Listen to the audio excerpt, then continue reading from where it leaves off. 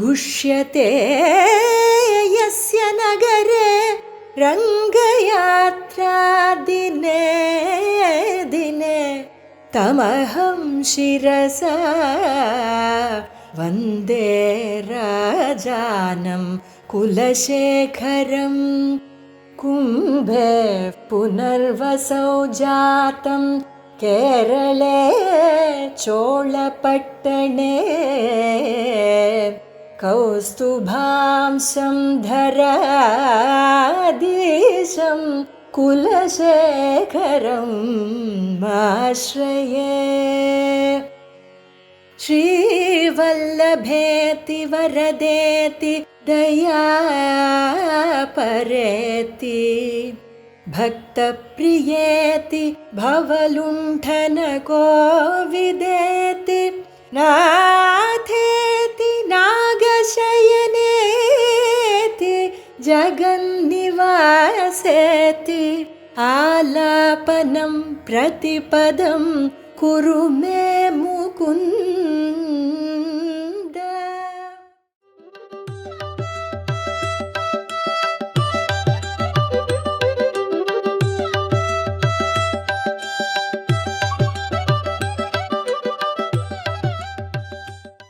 श्रीनिधिं निधिमपारमर्थिनाम् अर्थितार्थपरिदानतीक्षितम् सर्वभूतसुहृदं दयानिधिं देवराजमधिराजमाश्रये आकारत्रयसम्पन्नाम् अरविन्दनिवासिनीम् अशेषजगदीशित्रीं वन्दे वरदवल्लभाम् வாழி யதிராசன் வாழி யதிராசன் வாழி யதிராசனென வாழ்த்துவார் வாழியென வாழ்த்துவார் வாழியென வாழ்த்துவார் தாளிணையில் தாழ்த்துவார் விண்ணோர் தலை அகிலாத்ம குணாவாசம் அஜ்ஞான திமிராபகம் ஆஸ்ரிதானாம் சுஷரணம் வந்தே அனந்தாரிய தேசிகம் श्रीमते रम्यजामातृमुनीन्द्राय महात्मने श्रीरंगवासिने भूयात् नित्यश्रीः नित्यमंगलम् अमुदनार अमुदम कमल तिरुवायुम अलगिलम सोदिसेर वडिवुम अमुदमेन्नகையும் புகருடன் திகழும் துயதாம் முப்புரி நூலும் அமைவுடை குருவாய் அடியவர்கொழியாய் விளங்கும் அண்ணங்காரியர்தம் அமுதமென் மொழியும் குமுதமென் மலரே நயனமும் நெஞ்சகலாவே. ஸ்ரீமத் பரமஹம்ச பரிவ்ராஜகாச்சாரியராய் ஸ்ரீமத் வேதமார்க்க பிரதிஷ்டாபனாச்சாரிய உபய வேதாந்தாச்சாரியராய் எழுந்தருளியிருக்கும் ஸ்ரீ யதுகிரி யதிராஜ நாராயண ராமானுஜ ஜீயர் சுவாமியினுடைய பரம கிருபையினாலும் நியமனமடியாகவும் இந்த உபன்யாசத் தொடர் நடத்தப்பட்டு வருகின்றமை நாம் அனைவரும் அறிந்ததே. எம்ஓபி சாரிட்டிஸ் நிர்வாகிகள் அவர்களும் இந்த கைங்கரியத்திலே பங்கு கொண்டு மிக மிகச் சிறப்பாக திவ்ய பிரபந்த தாராங்கிற உபன்யாசத் தொடரை முடித்து தற்சமயம் ஸ்தோத்திரதாராங்கிற உபன்யாசத் தொடர் தொடங்க பெற்று அதுவும் சுவாமியினுடைய கிருபையினாலே சிறப்பாக நடந்து வருகின்றது. முந்துர முன்னம் முகுந்தமாலைங்கிற ஸ்தோத்திர கிரந்தம் அதைத்தான் அனுபவத்திற்கு விஷயமாக கொண்டுள்ளோம். இதுகாரும் 30 ஸ்லோகங்களினுடைய அர்த்தானுபவங்களை நீங்கள் செய்திருக்கிறீர்கள். 31ஆம் ஸ்லோகம் தொடங்கி 35ஆம் ஸ்லோகம் வரையிலும் சொல்ல வேண்டும் என்பது அடியனுக்கு இடப்பட்டிருக்கிற கட்டளை. அடியன் அறிந்த வரையில் அந்த ஸ்லோகங்களினுடைய அர்த்தங்களை விண்ணப்பிக்க தொடங்குகிறேன். கேட்டு இன்புற பிரார்த்திக்கிறேன். எம்பெருமானுடைய திருநாமங்கள் அனவரதமும் சொல்லத்தக்கவை. நாம் பிறந்திருப்பதே அவனுடைய திருநாமங்களை சொல்லுவதற்காகத்தான். சாதாரணமா நம்மவர்கள் உட்கார்ந்து கொள்ளும் போதும் எழுந்து கொள்ளும் போதும் உடற்சோர்வு, உடல் வலி, அதனாலே பீட்டித்தர்களாக இருக்கிறபடியினாலே அப்போது கூட துணைக்கு ஏதோ ஒரு பெருமானுடைய திருநாமத்தை அவர்கள் அழைப்பதுண்டு, சொல்லுவதுண்டு. ஸ்ரீ வைஷ்ணவர்கள் ராமானுஜான்னு சொல்லிட்டு எழுந்துப்பா, எம்பெருமானாரேன்னு சொல்லிட்டு உட்கார்ந்து கொள்வார்கள். யதிராஜான்னு கூப்பிடுறவா உண்டு. அப்படியெல்லாம் ஏன் வைத்துக் கொண்டிருக்கிறோம்னால், சரி அந்த உடற்சோர்வு, ஏதோ ஒரு அயற்சி, அந்த சந்தர்ப்பத்திலேனும் நாம் ஆச்சாரியர்களுடைய திருநாமங்களையோ ஆழ்வார்களுடைய திருநாமங்களையோ திவ்ய தம்பதிகளுடைய திருநாமங்களையோ சொல்ல வேண்டும் என்பதுதான். சில அன்பர்கள் காஞ்சிபுரத்துல அடியேன் பார்த்தது உண்டு. பெருந்தேவின்னு சொல்லிட்டே இருப்பா, பெருமாள் பேரை கூட சொல்லி கூப்பிட மாட்டார். தாயார் இடத்துல அவர்களுக்கு அத்தனை ஒரு அன்பு. அவள் இருக்கிறாள், பார்த்துக் கொள்வாள். பெருந்தேவி அடிக்கடி வாயில இருந்து அந்த வார்த்தை வந்துட்டே இருக்கும். அவ்வளவு ஏன், ஏதோ ஒண்ணு யாரோ ஒருத்தர் போனார் விழுந்துட்டார்னா அட ராமச்சந்திரான்னு சொல்ற வழக்கம் பல இடங்களிலே உண்டு. ஆழ்வார், பெரிய ஆழ்வார் ஒரு பதிகமே பாடியிருக்கார். குழந்தைகளுக்கு நல்ல அழகான எம்பெருமானுடைய திருநாமங்களை சூட்ட வேண்டியது, அந்த பெயர்களையே அனவரதம் சொல்லி கூப்பிட வேண்டியது. ஏன்னா ஆழ்வாருக்கு ஒரு விஷயம் நல்லா தெரியும். நினைவறிந்து இப்படி சொன்னா நல்லதுங்கிற எண்ணத்தோட பெருமானுடைய திருநாமங்களை நாம் சொல்ல போவதில்லை என்று அவர் நன்கு அறிந்திருக்கிறார். அதனாலதான் சரி, குழந்தைகளுக்கு அந்த பெயரை வைத்து விட்டீர்கள் ஆகில் அந்த குழந்தைகளை கூப்பிடுகிற சாக்கிலே எம்பெருமானுடைய திருநாமமும் உச்சரிக்கப்பட்டதாக ஆகும். அவர் என்ன நினைச்சுப்பார்? தன்னை கூப்பிட்டதா நினைச்சுப்பார். தாயார் என்ன நினைத்துக் கொள்வாள்? தன்னை கூப்பிட்டதா நினைச்சுப்பார். அதனால நல்ல வசந்த அந்த திருநாமங்களை சூட்டி மகிழ வேண்டும் அப்படின்னு நமக்கு கற்பிக்கிறார், போதிக்கிறார். திருநாமங்கள் அப்படிங்கிறது நமக்கு எல்லா விதமான நன்மைகளையும் செய்ய வல்லது. ஆனா முக்கியமா நாம கவனத்திலே கொள்ள வேண்டிய ஒரு கருத்து உண்டு. எந்த நன்மையையும் பெறணுங்கிறதுக்காக நாம எந்த திருநாமங்களையும் சொல்லுவது இல்லை. ஏன்னா அடிப்படையே என்ன, ஸ்ரீ வைஷ்ணவ சம்பிரதாயத்திலே நமக்கு என்ன சொல்லி தரப்படுகிறதுனால், பகவானிடத்துல போய் ஏதும் நாம கேட்பதென்பதே கூடாது. அவர் என்ன நம்மளை கேட்கிற இடத்துல வச்சிருக்கார்? என்னன்னா ராஜா மாதிரி நம்மளை வச்சிருக்கார். தாங்கு தாங்குன்னு தாங்குறார். இதுக்கு மேல அவர் இடத்துல போய் நாம என்ன கேட்க வேண்டும்? ஒரு சிலது நம்ம இடத்துல இல்லாது இருக்கலாம். அவர் கொடுக்கலேன்னு நாம நினைப்பதானால், இல்ல இல்ல அதுவும் கூட கிருபையினுடைய காரியம்தான். என்ன காரணம்ங்கிறது அவருக்கு தெரியும். சிலவத்தை நமக்கு தருகிறார், சிலவத்தை தருவதில்லை.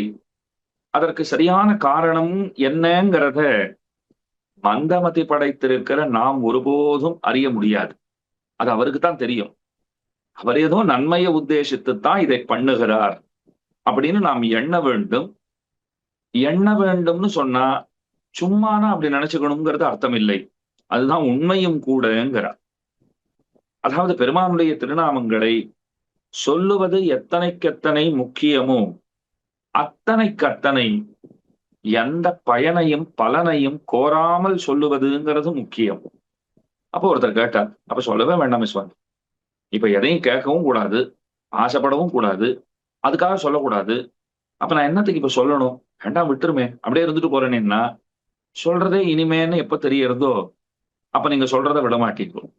சொல்றதுனால ஒரு இனிமையா? சொல்றதே இனிமையா? சொல்றதே இனிமைதான். அவனுடைய திருநாமங்களை அனவரதமும் நாம் சொல்லிக் கொண்டிருப்போம்னு சொன்னால் அது எப்போதும் நாவிலே கற்கண்டு இருந்து அது ஒரு தித்திப்பை நமக்கு தருதோ இல்லையோ, அந்த மகிழ்ச்சியில் நாம் திளைத்திருப்போம் இல்லையா, அந்த ஒரு அனுபவத்தை நமக்கு தர வேண்டும். சாதக நாம ஜபஹி லய லாயே போஹி சித்த அனிமாதிக்கு பாய். துளசிதாசர் ஒரு அழகான வார்த்தை சொல்றார். உற்சாகத்தோட பகவானுடைய திருநாமங்களை எப்பவும் சொல்லணும். நீங்க இப்ப ஒரு கேள்வி கேட்கலாம், சொல்லணும், ஆனா நீங்க தான் சொல்லிட்டீங்களே, எதையும் கேட்க கூடாது, எதையும் கோரவே கூடாது. திரும்பவும் சொல்றேன், எதையும் கேட்கக்கூடாது, எதையும் ஆசைப்படக்கூடாது, திருநாமங்களை சொல்லிட்டே தான் இருக்கணும். சொன்னா என்ன ஆகும்னா, நீங்கள் கேளாமலேயே, நீங்கள் பிரார்த்திக்காமலேயே அனிமா முதலான சித்திகள், அனிமா மகிமா கரிமான்லாம் சொல்றாள் இல்லையோ, அஷ்டமா சித்தின்னு சொல்லுவார்கள். அந்த அஷ்டைஸ்வரியம், அஷ்டமா சித்தி, இதெல்லாம் உங்களுக்கு வசப்பட்டு விடுமாம். கேட்கணுங்கிற தேவை கிடையாது. ஆனா உண்மையாகவே அந்த திருநாமங்களை சொல்லுவதே இனிமைங்கிற உரைப்பு நமக்கு ஏற்பட்டு போச்சுன்னா, இந்த அனிமா மகிமா கரிமாலாம் ஒரு பொருட்டாவே நமக்கு தெரியாது. அது பக்கத்துல வந்தா கூட அதெல்லாம் ஒண்ணும் வேண்டாம், கொஞ்சம் தள்ளியே இருங்கோ அப்படின்னு அவைகளை பார்த்து நாம் சொல்லிவிடவும் கூடும். அதனால துளசிதாசர் கேட்கிறார், இந்த உலகச் செல்வங்கள் எல்லாம் உனக்கு வசமாகும்னு நான் சொல்றேன். வெறும் உலகச் செல்வங்கள் மட்டுமா? எல்லாமே உனக்கு கிடைத்துவிடும். மேலான பரமபதமும் உனக்கு கிடைத்துவிடும். எப்பவும் தன்னுடைய பெயரையே சொல்லிக் கொண்டிருக்கிற பக்தனை பகவான் ஒருபோதும் கைவிடுவது கிடையாது. நாகம் திஷ்டாமி வைகுண்டே யோகினாம் ஹிருதயேஷுவா எத்திர காயந்தி மத்பக்தாக தத்திர திஷ்டாமி. என்ன அழகா பகவான் வார்த்தை சொல்லியிருக்காரு பாருங்க. வைகுண்டத்துல இருக்கேன்னு எல்லாம் சொல்லிட்டு இருக்கா, அங்க நிச்சயமா இல்லை. யோகிகளுடைய ஹிருதயங்களிலே வசிக்கிறேன்னு சொல்றா, அங்கேயும் போகாதீங்க, நான் அங்கேயும் இல்லை. அப்ப எங்க இருக்கேன்? எங்கே என்னுடைய பக்தர்கள் என்னை எப்போதும் பாடிக்கொண்டிருக்கிறார்களோ அங்கு நிச்சயமாக இருக்கிறேன் அப்படின்னு சொல்லியிருக்கார். அப்ப திருநாமங்களை சொல்ல வேண்டியது எத்தனை முக்கியம்னு தெரிகிறது, தேறுகிறது. பல பேருக்கு ஒரு சந்தேகம் இருக்கு. இந்த ஸ்ரீ வைஷ்ணவ சம்பிரதாயத்திலே திருநாமங்களை சொல்ல வேண்டியது முக்கியம் அப்படின்னு சொல்றாளே தவிர, பெருசா திருநாம சங்கீர்த்தனத்திலே ஈடுபடுவதோ, பஜனை முதலானவைகளிலே தங்களை ஈடுபடுத்திக் கொள்வதோ இதெல்லாம் பண்றதா தெரியலையே. கும்பிடு நட்டமிட்டாடி கோகு கட்டும் உழலாதார் தம் பிறப்பால் பயனென்னே அப்படின்னு ஆழ்வார் கேட்கிறார். எங்கேயாவது பெருமானுடைய திருநாமங்களை கேட்க நேர்ந்தால் அங்கேயே நாம் நம்மை மறந்து ஆட ஆரம்பிக்க வேண்டும். நம்முடைய அறையிலே இருக்கிற ஆடை அவிழ்ந்து போனாலும் அதை கூட தெரிஞ்சுக்காத அளவுக்கு ஒருத்தன் அந்த திருநாமத்திலே மக்னனாகி அதிலே மூழ்கி போனவனாகி தானும் பாடிக்கொண்டும் ஆடிக்கொண்டும் திளைத்திருக்க வேண்டாவோ? அப்படி இல்லைன்னா அந்த பிறப்பினாலேயே ஒரு பிரயோஜனமும் இல்லைங்கிறார் ஆழ்வார். ஆழ்வார் இப்படி பாடி வச்சிருக்கார். நம்ம பண்றதா தெரியலையேன்னா, இது கம்பி மேல நடக்கிற மாதிரி, ஒரு நூல் மேல நடக்கிற மாதிரி, மதில் மேல நடக்கிற மாதிரி ரொம்ப ஜாகிரதையான விஷயம். ஏதோ பெரியவர்களிடத்துல கேட்டு தெரிஞ்சின்ற விஷயத்த இந்த இடத்துல விண்ணப்பிக்கிறேன். முக்கியமா பரம ஆப்தராய் ஸ்ரீ வைஷ்ணவ சம்பிரதாயத்துக்கு பரமோபகாரராக விளங்கும் அடி உங்களுக்கு எல்லாம் சின்ன வயசுல நிறைய அர்த்த விசேஷங்களை சொல்லி கொடுத்து இன்றைக்கு இந்த நிலைமைக்கு அடியேனை ஏதோ உங்களுக்கு எல்லாம் 4 வார்த்தை சொல்ற அளவிற்கு ஆக்கி வைத்திருக்கும் அவரான ஸ்ரீமான் ஸ்ரீ ஊவே காழியூர் தேவராஜன் சுவாமி அழகா ஒரு வார்த்தை சொன்னார். திருநாம சங்கீர்த்தனம்ங்கிறதுல நாம ஏன் பெருசா ஈடுபடுறது இல்லை அப்படின்னால், அது ஒரு ஆபத்து இருக்கு. அது மெல்ல மெல்ல இதெல்லாம் நாம பாடியிருக்கோம், இதனால இந்த நன்மைகள்லாம் உண்டாகுங்கிற அபிப்பிராயத்தை நமக்கு தந்துவிடக் கூடும். கண்டிப்பா அந்த எண்ணம் வந்துடும்னு சொல்லல, ஆனா அந்த எண்ணம் வருவதற்கு வாய்ப்பு அதிகமாக இருக்கிறது. அத்தை ஒரு சாதனமாக நம்முடைய சம்பிரதாயத்துல நாம் என்ன சொல்றோம்? எதொன்றையும் நாம சாதனமாக கொண்டு செய்வதில்லை. நம்ம எதையும் இதனால பகவான் கிடைப்பான்னு நினைச்சுட்டு ஏதாவது பண்றோம் இல்லை. இப்ப நீங்க நியாயமா ஒரு கேள்வி கேட்கலாம், சுவாமி திருநாம சங்கீர்த்தனத்தை எல்லாம் நாம பண்ணினோம்னு சொன்னால் அது சாதனம்ங்கிற புத்தி நமக்கு ஏற்பட்டுடும், அதனால பண்ணக்கூடாது. அப்ப திருவாராதத்தையும் விட்டுவிடலாமே, அதையும் விட்டுட்டா போச்சு. அதுலயும் சாதனம்ங்கிற எண்ணம் வந்துடுத்துனா வரக்கூடாது. அனிவாரியமா சிலதை பண்ணித்தான் ஆகணும். திருவாராதனம் எல்லாம் நம்ம நிச்சயமா பண்ணித்தான் ஆக வேண்டும்.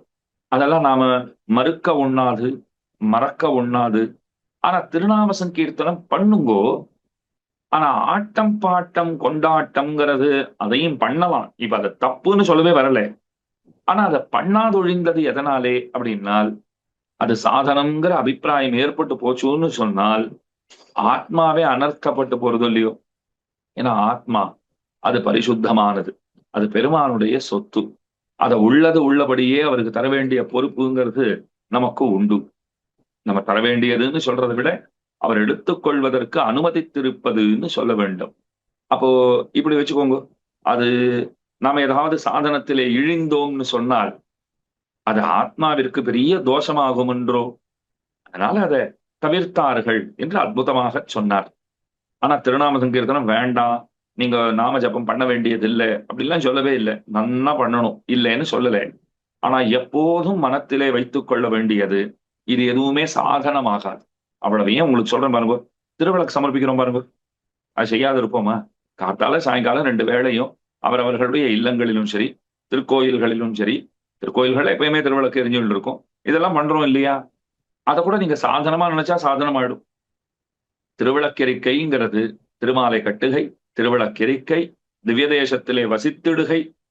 இங்க கோயிலுக்கு போறீங்கோ போகல, ஒரு திவ்ய தேசத்துல இருக்கிறீர்கள்னால் திவ்ய தேசத்திலே இருக்கிறோம் அப்படின்னு நீங்க நினைச்சுண்டாலே அதுவே கூட மோட்ச பரியந்தம் உங்களை அழிச்சுட்டு போயிடும்.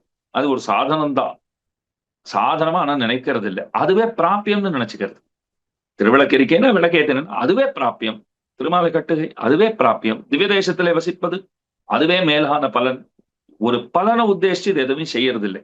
இப்ப இத்தனையும் எதற்காக அடியேன் விண்ணப்பிக்கிறேன்னு சொன்னால், முகுந்தமாலைங்கிற அந்த திவ்ய கிரந்தம் இருக்கிறதே குலசேகர பெருமாள் அருளியது. நீங்கள் கீழேயே இதெல்லாம் கேட்டிருப்பீங்க. குலசேகர பெருமாள்னா குலசேகர ஆழ்வாரா, இல்ல அந்த பெயர்ல இருந்த ஒரு அரசரா, குலசேகர ஆழ்வாருடைய வம்சத்திலே வந்துதித்த மற்றொருவரா, பல விசாரங்கள் உண்டு. ஆனா காஞ்சி பிரதிபாத வெங்கட சுவாமி அழகா ஒரு வார்த்தை சொல்லிட்டார். காஞ்சி மகாவித்வான் சுவாமி அவர் சாதிக்கிறார். அவர் சொல்றார், இது என்னை பொறுத்தவரையிலையும் குலசேகர ஆழ்வாருடைய கிருதி இல்லை. ஆனால் இப்படி சொன்னால் பல பேருக்கு அதனால மன வருத்தம் உண்டாகிறதுன்னு தெரிகின்றது. இதுக்கு மேலதான் வேடிக்கை இருக்கு. அவர் சொன்னார் பாருங்க, அதனால இந்த கிரந்தத்தை குலசேகர ஆழ்வார் தான் இயற்றினார் என்று அடியேனும் இசைகிறேன் என்று அவர் பொறித்து வைத்திருக்கிறார். அவ்வளவு அழகா வார்த்தை சொல்லியிருக்கார் பாருங்க. என்னை பொறுத்த வரைக்கும் இந்த குலசேகர ஆழ்வார் பண்ணலேன்னு தீர்மானமா சொல்லிட்டார். அடுத்தது சொல்றார், ஆனா இப்படி சொன்னா நிறைய பேருக்கு அது மனவேதனையை தருகிறது. அதனால நான் என்ன பண்றேன், இது குலசேகர ஆழ்வாருடையதுதான் நான் இசைகிறேன் அப்படிங்கிற போலே ரொம்ப ஆச்சரியமா அந்த பங்கிகளை அவர் அமைத்திருக்கிறார். திருநாமத்தை அனவரதமும் சொல்லுகை ரொம்ப ரொம்ப முக்கியம். அவசேனாப்பி என்னாம்னி, நீங்க வசத்துல இருந்துதான் சொல்லணுங்கிற அவசியம் இல்லை. அவசேனாப்பி எப்படியோ இப்படி திரும்பறச்சே கொஞ்சம் படுத்துட்டு இருக்கச்சேவே அந்த பக்கம் திரும்பி படுத்துக்கணும்ன்றச்சே பல பேர் பாருங்க, அதுல ஒரு அசௌகரியம் இருக்கு, உடம்பு முடியல, திரும்புறது கஷ்டமா இருக்குன்னா கிருஷ்ணா ராமா அப்படிங்கிற பாருங்க. அந்த மாதிரி சொன்னாலும் சரி, எப்படி சொன்னாலும் திருநாமங்களை அனவரதமும் சொல்லிக் கொண்டிருக்க வேண்டும். முகுந்தமாலேங்கிற கிரந்தம் அந்த திருநாம வைபவத்தை தான் பறக்க சூச்சிப்பிக்கின்றது. அதைத்தான் திரும்ப திரும்ப நமக்கு சொல்றது. எம்பெருமானுடைய திருநாமங்களை அனவரதம் சொல்லிக் கொண்டிருங்கோள். ஸ்ரீவல்லபேதி வரதேதி தயாபரேதி, ஆரம்பத்திலே பாருங்க. இந்த மாதிரி திருநாமங்களை சொல்லி சொல்லி அனவரதமும் அப்படியே பொழுதை போக்குங்கள் அப்படின்னு சொல்லி தரதோ இல்லையோ. சரி, திருநாம வைபவத்தை ஓரளவு சொல்லிட்டேன். இப்ப இந்த 31ஆம் ஸ்லோகம், அதுல குலசேகர பெருமாள் நமக்கு என்ன சொல்ல வரார் அப்படின்னால், அவதாரிக்க முதல்ல சொல்ற மாதிரி இருக்கும். அவர் என்ன சொல்றார், உடம்ப பாத்துக்கிறவா பல பேரை பார்த்தார். நம்ம எல்லாம் உடம்ப நல்லா பாத்துக்கிறோமா? சரியா உடம்ப பாத்துக்கணும் அப்படிங்கிற ஒரு அக்கறை இருக்க வேண்டியது முக்கியம்தான். ஆனா உடம்பு தான் எல்லாம்ங்கிற எண்ணம் நமக்கு இருக்குமாகில் அது பெரிய அஜ்ஞானம், பெரிய அறிவின்மை. அது இந்த உடம்பு தான் எல்லாம்ங்கிற எண்ணத்தை விட்டுட வேண்டும். ஆத்மாதான் எல்லாம். ஆத்மாவுக்கு இது இருப்பிடமாக இருக்கிறது. இந்த உடம்புங்கிறது ஒரு ஆசிரியமாக இருக்கிறது. ஸ்வல்ப காலத்துக்காக ஆத்மா இங்கே வந்து தங்கி இருக்கிறது. எல்லாருக்கும் தெரிந்த விஷயம் தானே. அப்ப இந்த உடம்ப நாம நல்லா பாத்துக்கிறோம்னா சரியா தப்பா அப்படின்னா, சரின்னு பார்த்தா சரி, தப்புன்னு பார்த்தா தப்பு. அதுக்குன்னு முழுக்க முழுக்க உடம்ப போஷிப்பதிலேயே மட்டுமே நாம் ஈடுபட்டு விடக்கூடாது. அதுதான் முக்கியம். ஆத்மாவை போஷிக்க வேண்டாவோ? ஆத்மா பகவானுடையது என்று அறிந்து அவன்தான் ரக்ஷகன் என்று தெளிந்து அவன் ரட்சித்திடும் போது விலக்காமை வேண்டுவது, அவனை தடுக்க வேண்டியது கிடையாது. அது பண்ணக்கூடாது. நானே என்னை ரட்சித்துக் கொள்ளுகிறேன் என்று இருமாந்திருத்தல் கூடாது. இதெல்லாம் நாம தெரிஞ்சுக்கணும். குலசேகர பெருமாள் பார்த்தார், பல பேர் உடம்ப நன்னா பாத்துக்கிறா. அவருக்கு ஒரு சந்தேகம் வந்தது, இவ்வளவு நன்னா பாத்துக்கிறாள், மணி 8 ஆயிடுத்தா, அந்த 2 மாத்திரை சாப்பிடணும் கொடு, மணி 9 ஆச்சா, சாப்பாட்டுக்கு பின் சாப்பிட வேண்டிய மாத்திரைகள்லாம் கொண்டு வா அப்படின்னு எல்லாம் வாயில போட்டுக்கிறாளே, இதை சாப்பிடுறதுனால எப்பவும் நன்னா இருந்துட போறாளா அப்படின்னு அவருக்கு சந்தேகம். நீங்களே யோசனை பண்ணி பாருங்களேன். மாத்திரைகள் எடுத்துக்கிறோம், மருந்துகளை எடுத்துக்கிறோம், எல்லாத்தையும் எடுத்துட்டோங்கிறதுனாலே அடி இப்படி யோசனை பண்ணுவேன். மருந்துகளுக்கும் ஆன்மாவிற்கும் ஒரு சம்பாஷணம் நடக்கிறதா வச்சுக்கோங்க, ஒரு உரையாடல். மருந்துகளை வாயில போட்டுக்கிறோம், அதை சாப்பிட்டாச்சு. அப்ப அந்த ஆன்மா சொல்லுமா, வெளியில வர துடித்து கொண்டிருக்கிற என்னை திரும்ப திரும்ப நீ உள்ளே தள்ளி சிறைபிடிக்கிறாயோ, எத்தனை நாள் நீ மருந்து எடுத்துப்ப நான் பாக்குறேன். என்னதான் இன்னைக்கு என்ன அடக்கி வச்சுட்டாலும், நீ என்ன மருந்து மாத்திரைகளை எடுத்துக்கொண்டாலும் அதெல்லாம் பயனில்லாமல் போகும்.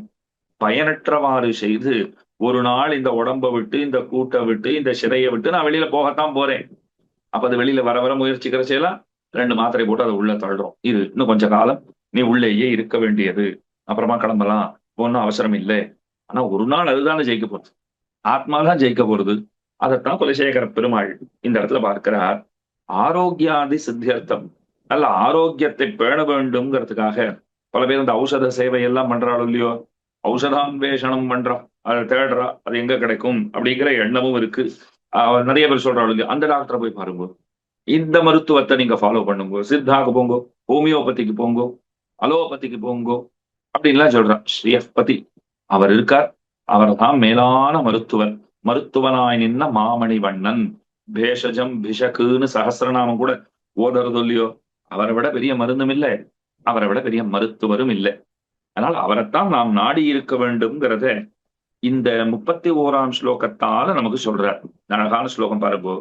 இதம் ஷரீரம் பரிணாம பேஷலம் பதத்யவசியம் ஸ்லதசந்தி ஜர்ஜரம் கிம் ஔஷதைஹி கிளிஷ்யசி மூட துர்மதே நிராமயம் கிருஷ்ண ரசாயனம் பிப.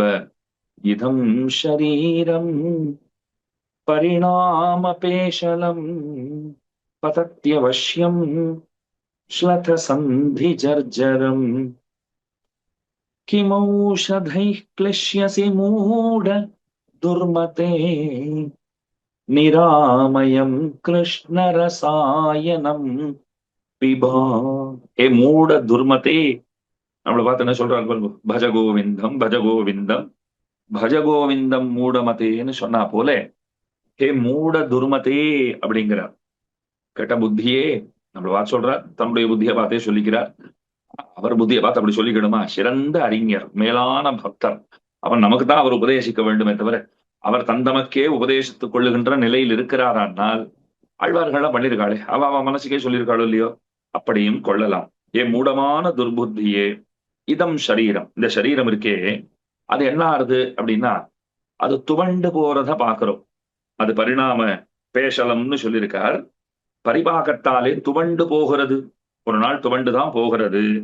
தளர்ந்த எலும்பு மூட்டுகளை உடையதுமாக இருக்கிறது. வயசாக வயசாக எத்தனை சிரமங்கள் ஏற்படுறது. சுமாரா ஒரு 50-60 வயசை கடந்த வாழ நீங்க போய் கொடுங்க, கொஞ்சம் மெதுவா நடந்து போறா, படிகள்ல இறங்கரிச்சு ரொம்ப கவனமா இருந்துக்கிறா, பக்கத்துல ஓரமா கைப்பிடி சுவர் இருந்ததுன்னா அது மறக்காம பிடிச்சுக்கிறா. அப்ப என்ன தெரியுமா நினைச்சுட்டே அவள்லாம் இறங்குவா ஏறுவா. சின்ன வயசுல 3 படி தாண்டி போயிட்டு இருந்தேன், எகிரி குதித்து துள்ளி குதித்து ஓடிக்கொண்டிருந்தேன், கையிலேயே பிடிக்க முடியாத அப்படி ஓடிட்டு இருந்தேன். ஆனா வயசாயிடுத்துன்னா அப்படி ஓட முடியறதா? முடியாது. வயசாயிடுத்துன்னா எங்கேயாவது கைப்பிடி சுவர் ஓரமா இருக்கான்னு அதை தேடுறது, கை தொழாவறதோ இல்லையோ, கையிலேயே ஒரு கைப்பிடி வச்சுட்டு நடக்கிற வாங்குறது உண்டு. ஒரு கைப்பிடி இந்த கையில் பிடிச்சுட்டு இருப்பா, இருந்தாலும் பக்கத்துல ஒருத்தரை கூட்டு தோல்ல கை வைத்துக் கொண்டு நிதானமாக நடப்பவர்கள் உண்டு. இத்தனை இருக்கும் இல்லையோ. அப்ப இதெல்லாம் பார்த்துன்னு தானே இருக்கும். அப்ப இந்த வயதான காலம்ங்கிறது வந்துடுத்தோம்னா இந்த சிரமங்கள்லாம் இருக்கத்தான் செய்கிறது. ஒரு நண்பர் வேடிக்கையா சொன்னார், ஒருத்தர் அவர்கிட்ட சொல்லிட்டு இருந்தார், ரொம்ப வயசாயிடுத்து, ஒன்னும் முடியல, வயசாகி இருக்கிறது ரொம்ப கொடுமைன்னார். அதுக்கு எதுக்கு அவர் பதில் சொன்னார், வயசானதே எத்தனை பெரிய வரப்பிரசாதம் தெரியுமா, எத்தனை பேருக்கு அது கிடைக்கலன்னு நினைச்சு பாருங்கன்னார். எத்தனையோ பேர் வயதான காலத்தை பார்க்காமலேயே இறைவனடி சேருபவர்கள் எத்தனையோ பேர் உண்டோ இல்லையோ.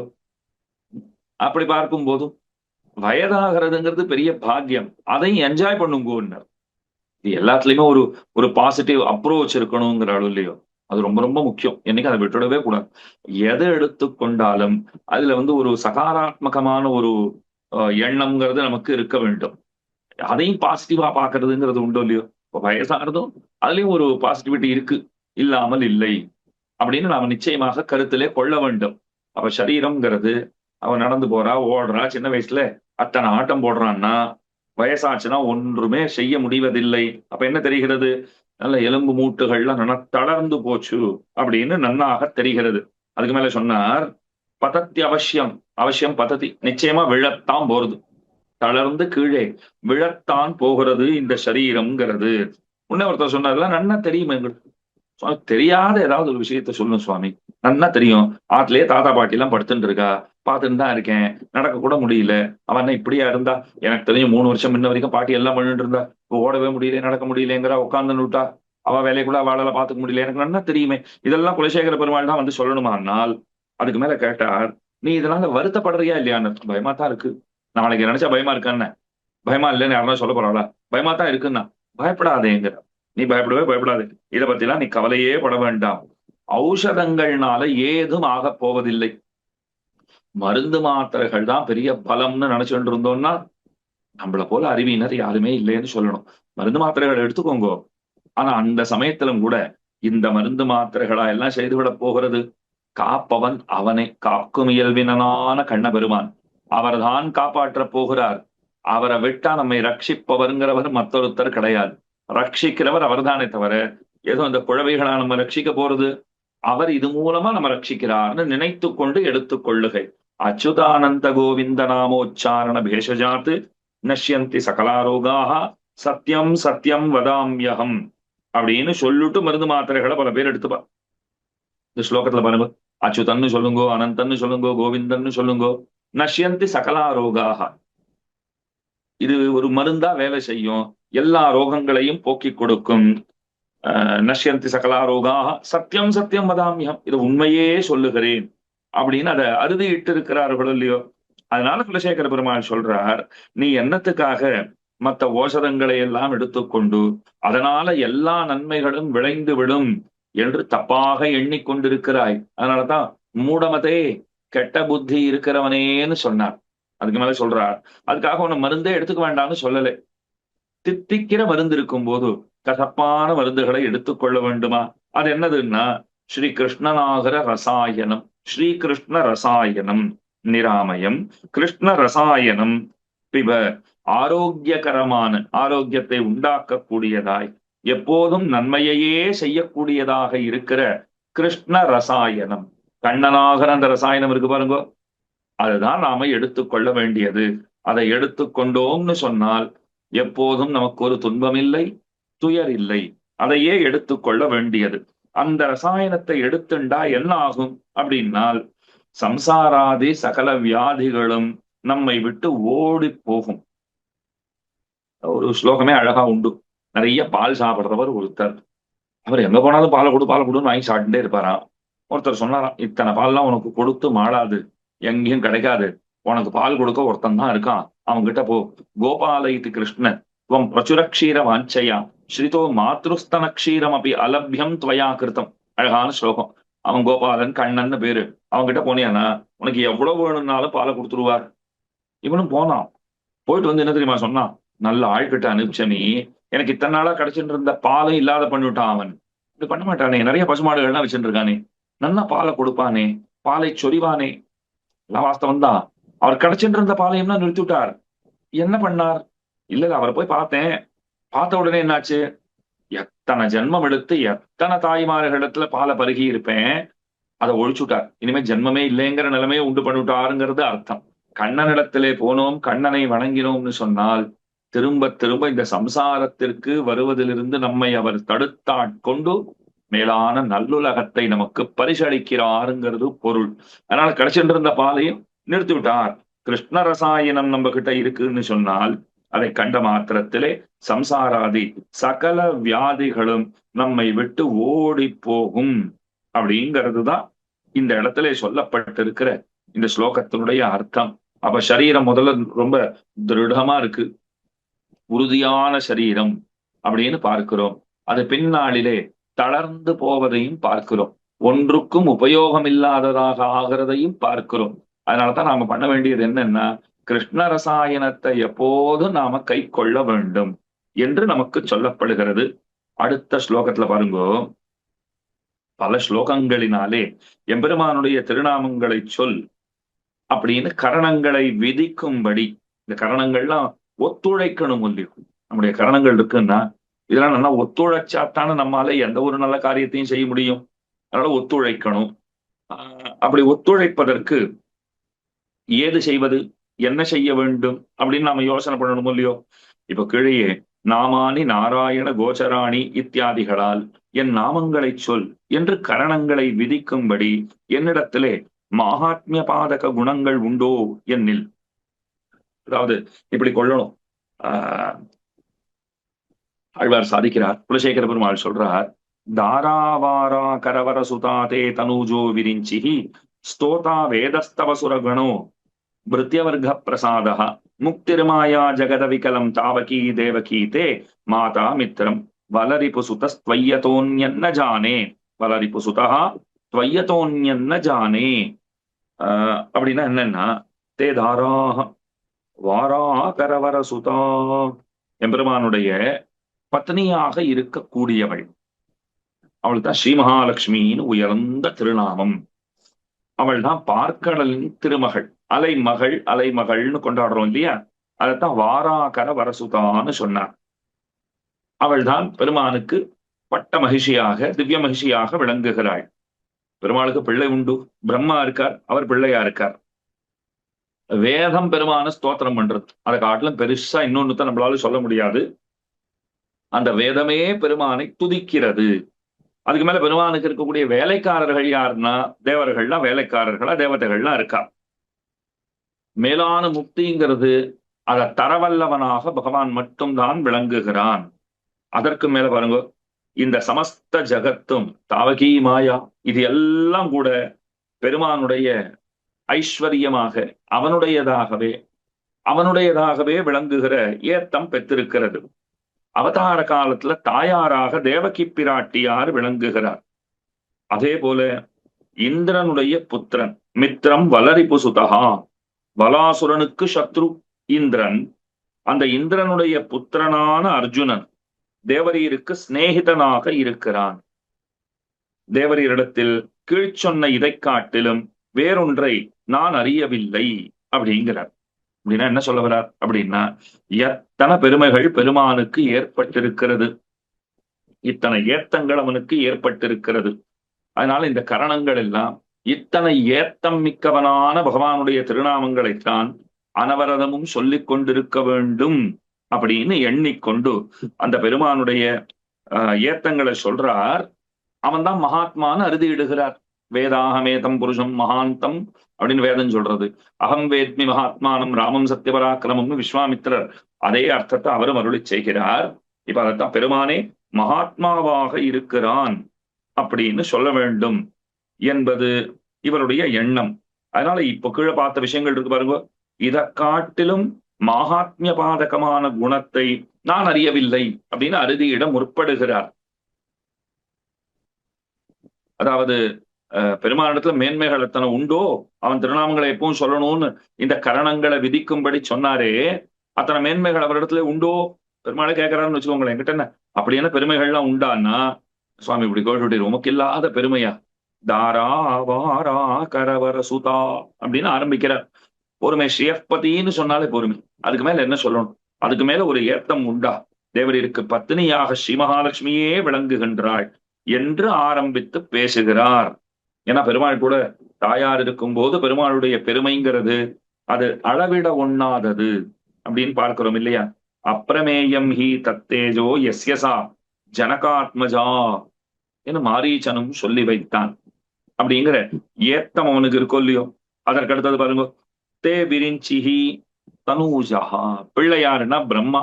பிரம்மாவுக்கு என்ன பெருமைன்னா, காளிதாசன் ஒரு இடத்துல சொல்றார், வேதாபியாச ஜடங்கிறார்.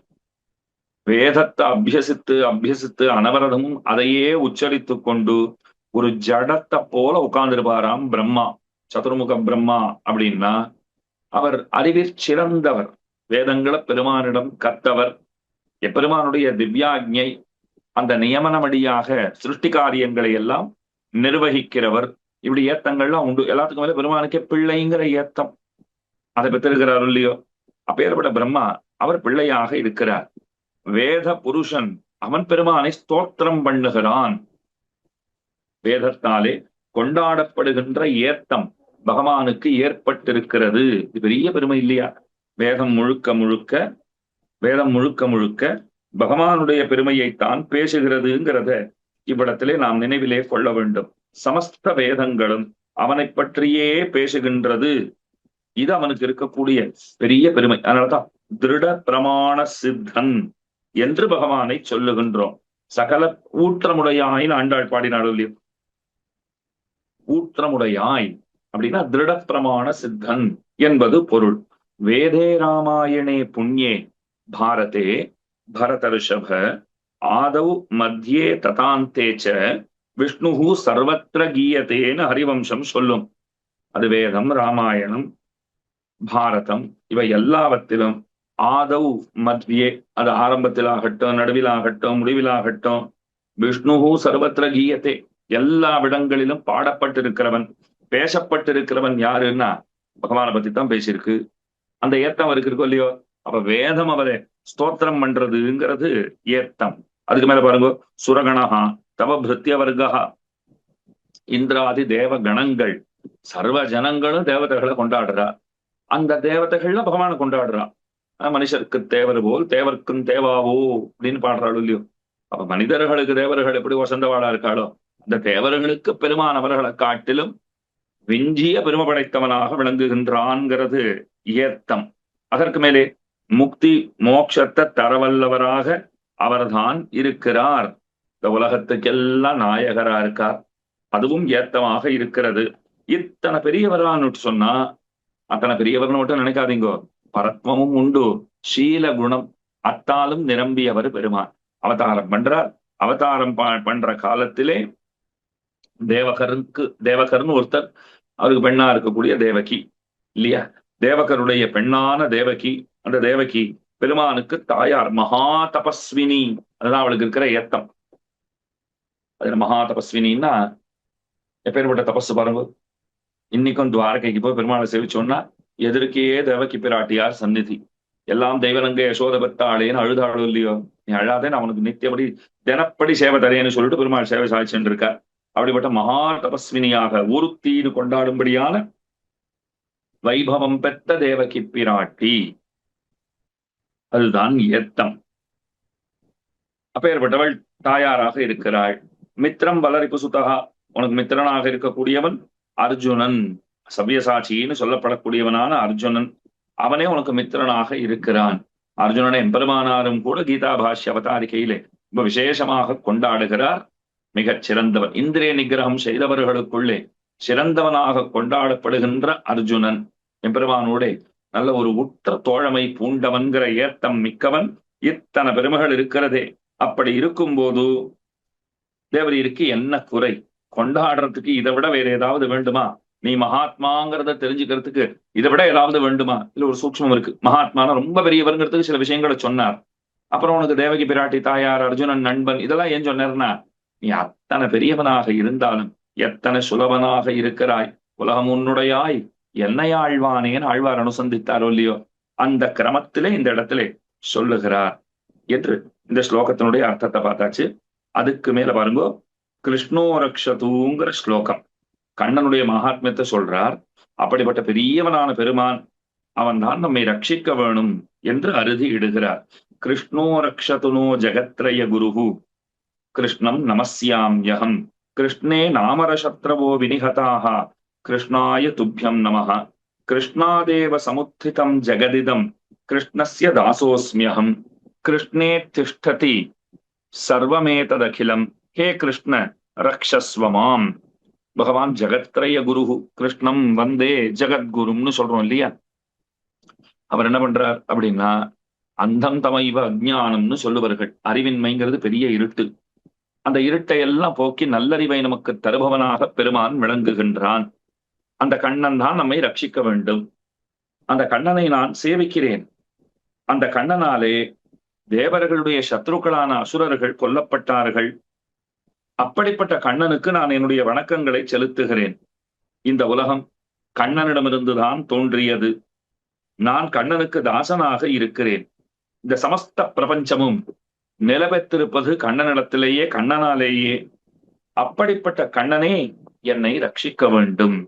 என்று வேண்டுகிறார். அதாவது பெருமான் தான் அஞ்ஞானத்தை போக்கி நமக்கு நஞ்ஞானத்தை அருளுபவன். அவர்தான் நல்ல ஞானத்தை நமக்கு தர வேண்டும். வணங்கத்தக்கவர் அவர்தான். நம்ம யார் யார் காலையோ போய் விழுந்துட்டு இருப்போம். நியாயமா அவர் காலில் தான் விழணும். அவர் திருவடிகளிலே தானே விழ வேண்டும். அதையும் சொல்றார். அதற்கும் மேலே பெருமான் எப்படிப்பட்டவன்னா, தேவசத்துருக்களான அசுரர்களை எல்லாம் வெற்றி கொண்டவன். நம்முடைய சத்துருக்களையும் நிச்சயமாக பெருமான் வெற்றி கொண்டு நம்மை ரட்சிப்பான். நம்முடைய சத்துருக்கள்னா ஏதோ அக்கம் பக்கத்துல இருக்கிறவாள்லாம் நீங்க நினைச்சுக்க வேண்டாம். பகட்டாத்தோட சண்டை இருக்கு, எதிர்த்தாத்தோட சண்டை இருக்கு, இன்னின்ன உறவினர்களோட பிரச்சனை இருக்கு, இவாள்லாம் சத்ருக்கள், பெருமாள் ஒழிச்சிருவார் அப்படின்லாம் நினைச்சுக்க வேண்டாம். அதை பத்தி பேச்சல.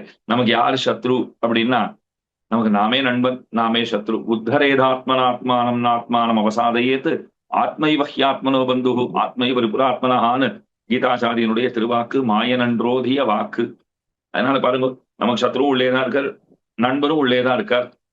மனசையே வச்சுக்கோங்களேன். மன ஏவ மனுஷியானா காரணம் பந்த மோக்ஷயோகோன்னு சொல்லுமா போது. நல்லெண்ணங்கள் இருக்கிறதுனா நமக்கு நாமே நண்பரா இருக்கும்னு அர்த்தம். தீய எண்ணங்கள் இருக்குமாயின் நமக்கு நாமே அனர்த்தங்களை பண்ணிட்டு இருக்கோம்னு அர்த்தம் இல்லையா? அப்ப அந்த தீய எண்ணங்களை எல்லாம் அவரே ஒழித்து கொடுப்பார். கிருஷ்ணாய துப்பியம் நமஹா.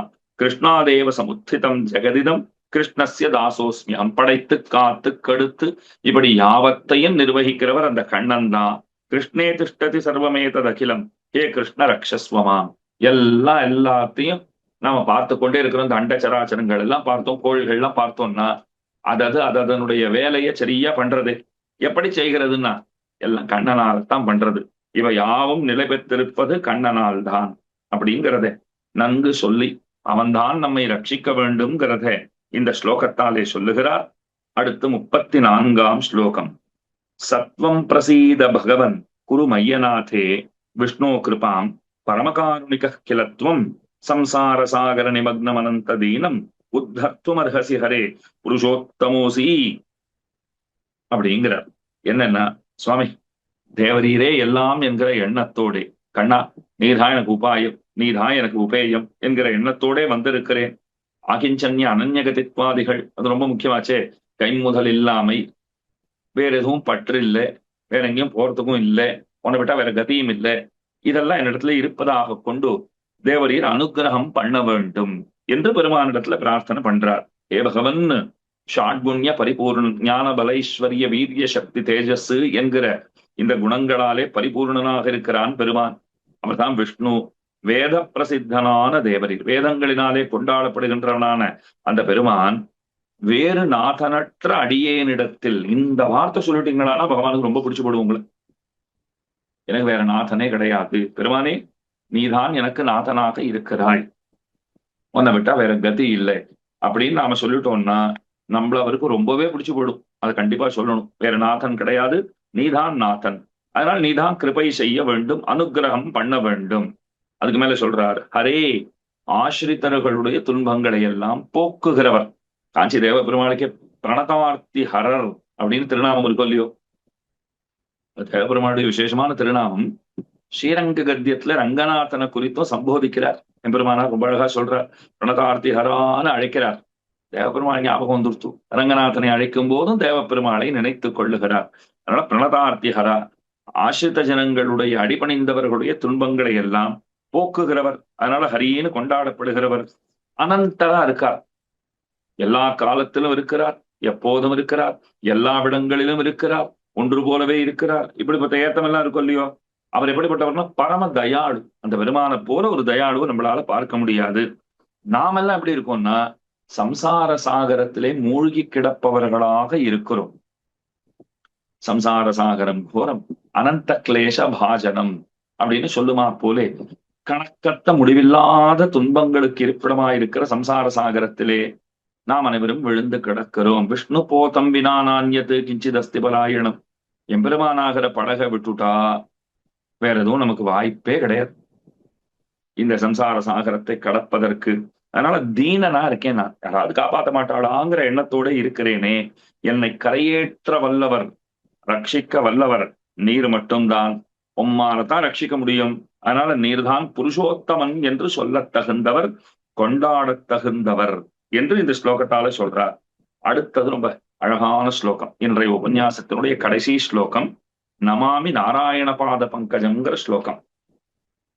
நமாமி நாராயண பாத பங்கஜம் கரோமி நாராயண பூஜனம் சதா வதாமி நாராயண நாம நிர்மலம் ஸ்மராமி நாராயண தத்துவமவ்யயம்.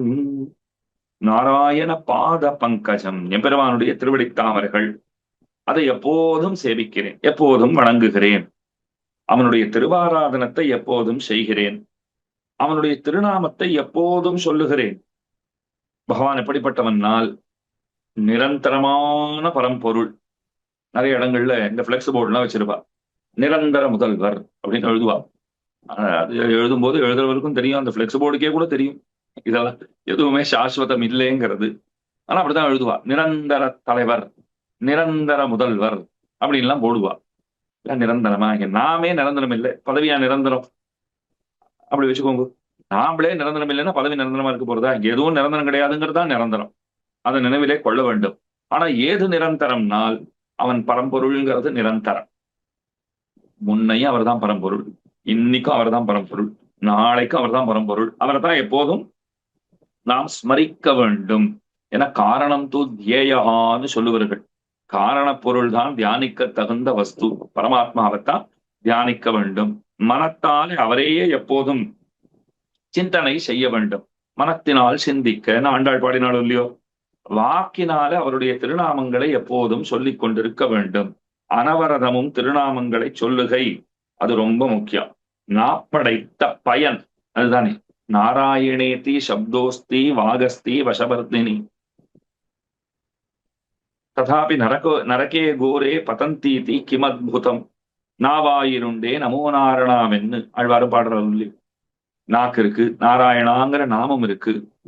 அப்படி இருந்தும் என்னொருவர் தீக்கதிக்கண் செல்லும் தரம். சில பேர் போய் நரகத்துல விழறான்னா என்ன சொல்றது? இப்போ அவன் அந்த திருநாமங்களை உச்சரிக்கவே இல்லைங்கிறதான பொருள். எம்பெருமானுடைய திருநாமத்தை நாம் சொல்லி இருப்போமாயின் நரகத்துக்கு நிச்சயமாக செல்ல மாட்டோம், போக மாட்டோம். அதனால அவனுடைய திருநாமங்களை எப்போதும் சொல்ல வேண்டும் அப்படிங்கறத நமக்கு இங்க சொல்றார்.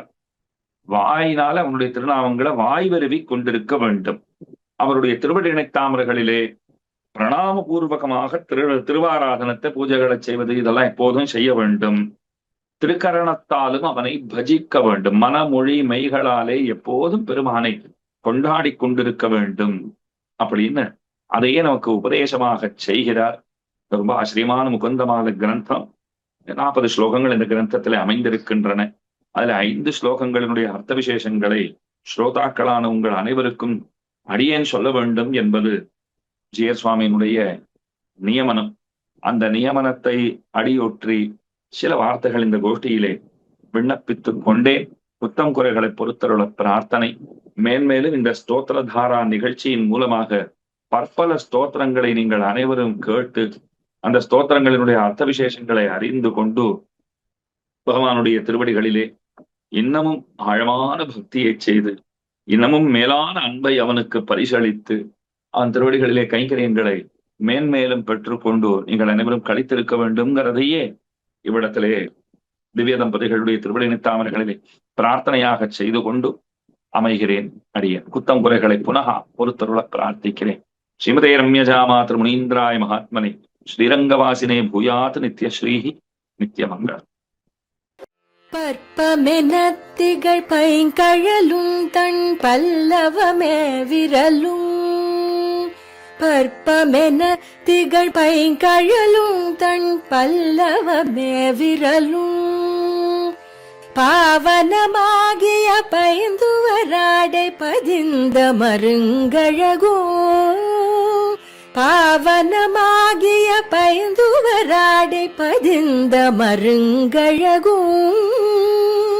முப்புரி நூலோடு முன்கையில் ஏந்திய முக்கோல் தன்னழகும்.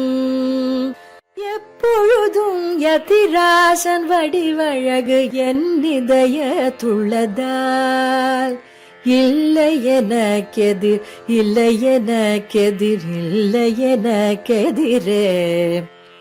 இல்லை எனக்கெதிர், இல்லை எனக்கெதிர், இல்லை எனக்கெதிரே. இல்லை எனக்கெதிரே. இல்லையெனக்கெதிரே இல்லையெனக்கெதிரே